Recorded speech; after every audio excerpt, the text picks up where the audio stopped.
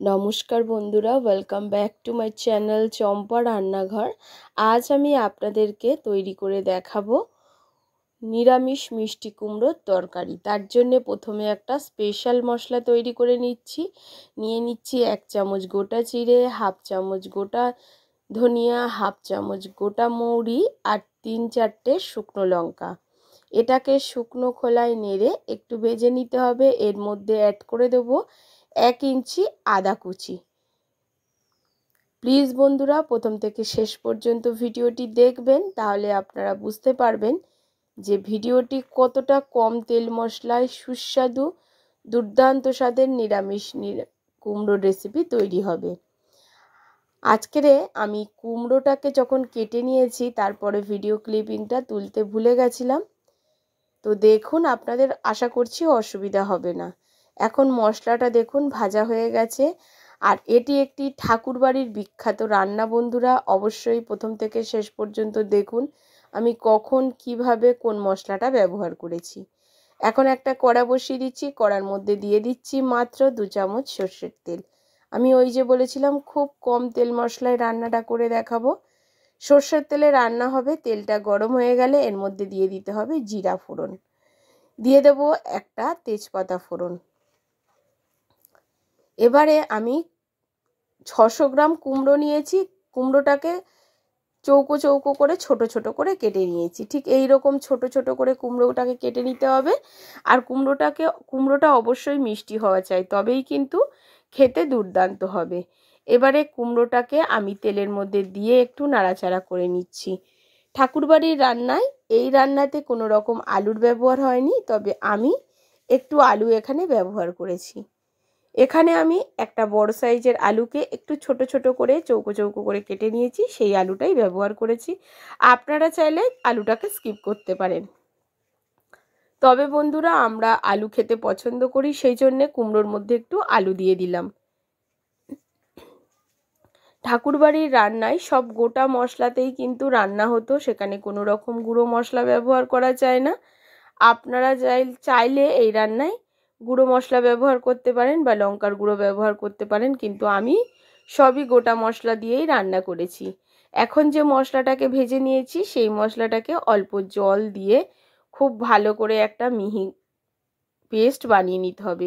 এই পেস্টটা আপনারা মিক্সার জারে বেট করে নিতে পারেন, তবে আমি এখানে শিলে বেটেই নিচ্ছি। শিলে বাটা মশলার স্বাদ কিন্তু দুর্দান্ত হয় বন্ধুরা। এই আজকের যে রেসিপিটি আমি আপনাদের সঙ্গে শেয়ার করছি খুবই সহজ সরল একটা কুমড়োর রেসিপি, কিন্তু বন্ধুরা খেতে অসাধারণ টেস্টি। আপনারা বাড়িতে একবার না খেলে বুঝতে পারবেন না। আর এখন মশলাটা আমার রেডি হয়ে গেছে, মশলাটাকে আমি তুলে নিচ্ছি। এবারে চলে যাব সরাসরি রান্নার প্রসেসে। আর দেখুন এদিকে মশলা বাটতে বাটতে ওদিকে কিন্তু আলু কুমড়োটা বেশ ভাজা হয়ে গেছিলো। মশলা বাটতে বাটতে আমি একবার এসে নাড়াচাড়া করে দিয়ে গেছি। আর এটা কিন্তু মিডিয়াম ফ্লেমে ভাজতে হবে, কোনো রকম লো ফ্লেমে নয়। আগে থেকে কোনো রকম লবণ হলুদ আমি ব্যবহার করিনি। ভেজে নেওয়ার পর এখন এর মধ্যে দিয়ে দিচ্ছি হলুদ গুঁড়ো আর দিয়ে দিচ্ছি লবণ। তবে ঠাকুরবাড়ির রান্নায় এখানে হলুদ বাটা, গোটা হলুদ বাটা ব্যবহার করেছিল, তো আমার কাছে গোটা হলুদ নেই, সেক্ষেত্রে আমি হলুদ গুঁড়োটা ব্যবহার করছি। এবার লবণ আর হলুদ গুঁড়োর সাথে খুব ভালো করে আলু আর কুমড়োটাকে মিশিয়ে নিতে হবে।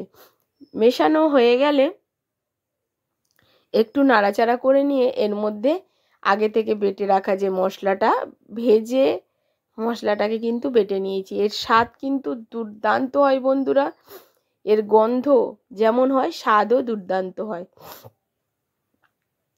এবারে মশলাটাকে খুব ভালো করে কুমড়ো আলুর সঙ্গে আমি কষিয়ে নিচ্ছি প্রায় মিনিট 3 মতো। মিডিয়াম ফ্লেমে কুমড়ো আলুর সঙ্গে মশলাটাকে কষাতে হবে।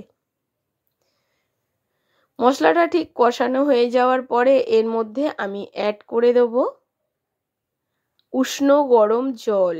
এখানে আমি উষ্ণ গরম জল ব্যবহার করছি, এখানে অবশ্যই উষ্ণ গরম জলটা ব্যবহার করতে হবে। রান্নাটা কিন্তু খুব কম সময়ে হয়ে গেছিল বন্ধুরা। এইটা তরকারিটা একটু মাখো মাখো রান্না হবে, কোনো রকম ঝোল হবে না, একদম গা মাখা রান্না হবে। আর ঠিক এই রকম জল দিয়ে দিতে হবে। আপনারা ভাতের সঙ্গে খান, রুটি, পরোটা, সব কিছুর সঙ্গে লাগবে একদম লাজবাব। এখন এটাকে আমি যখন একটু ফুটে উঠবে এর মধ্যে একটু দিয়ে দেবো টমেটো কুচি। তবে আপনাদের কাছে থাকলে দেবেন, না থাকলে দেওয়ার দরকার নেই। তবে এই সময় টমেটোটা দিলে যখন তরকারিটা খাবো বেশ গালে পড়বে, টমেটোটা একটু গোটা গোটা, খেতে ভীষণ টেস্টি লাগবে। এখন কিছুক্ষণ 2 থেকে 3 মিনিট একটু ঢাকা চাপা দিয়ে আমি রান্না করে নিয়েছি। ঢাকাটা তুলে নিচ্ছি। নেওয়ার পরে দেখুন তরকারিটা বেশ ফুটে অনেকটাই ঘন হয়ে গেছে। এখন আপনাদের দেখিয়ে দিচ্ছি। কুমড়ো তো অল্পতেই সেদ্ধ হয়ে যায়, আলু কিন্তু একদম সিদ্ধ হয়ে গেছে। এবারে বন্ধুরা এর মধ্যে আমি মিশিয়ে দেবো সামান্য একটু চিনি। চিনিটা দিলে দুর্দান্ত টেস্টি হবে। তবে আপনারা যারা মিষ্টি খেতে অপছন্দ করেন তারা কিন্তু এর মধ্যে মিষ্টিটা দেবেন না। তবে মাথায় রাখবেন কুমড়োটা কিন্তু বেশ মিষ্টি ছিল, তাই জন্য আমি হাফ চামচ মতো চিনি এখানে ব্যবহার করেছি। চিনিটাকে দিয়ে খুব ভালো করে তরকারিটাকে একটু নাড়াচাড়া করে নিচ্ছি। ঠিক এইরকম নাড়াচাড়া করে নেওয়ার পরে এখন আমি এটাকে 2 থেকে 3 মিনিট গ্যাসের ফ্লেমটাকে অফ করে রেস্টে রেখে দেবো। তরকারিটা কতটা শুকিয়ে বসে যায় আপনারা দেখতে পাবেন, একদম গামাখা গামাখা হয়ে গেছে। তবে বন্ধুরা কুমড়ো কিন্তু গলে বা ভেঙে যায়নি, আপনারা নিশ্চয়ই দেখতে পাচ্ছেন। এবারে গ্যাসের ফ্লেমটাকে অফ করে আর রেখে দেবো। লো ফ্লেমে করতে যাবেন না, খুব লো ফ্লেমে করলে কিন্তু কুমড়ো গলে যাওয়ার সম্ভাবনা থাকবে, এটা মাথায় রাখবেন। দেখুন কত সুন্দর রেস্টের 3 মিনিট রাখার পরে আমি আপনাদের দেখাচ্ছি কতটা সুন্দর হয়েছে। যতটা সুন্দর দেখতে হয়েছে ততটা সুন্দর খেতেও হয়েছিল। আজ এই পর্যন্ত বন্ধুরা, আবারও দেখা হবে অন্য কোনো নতুন ভিডিওর সঙ্গে।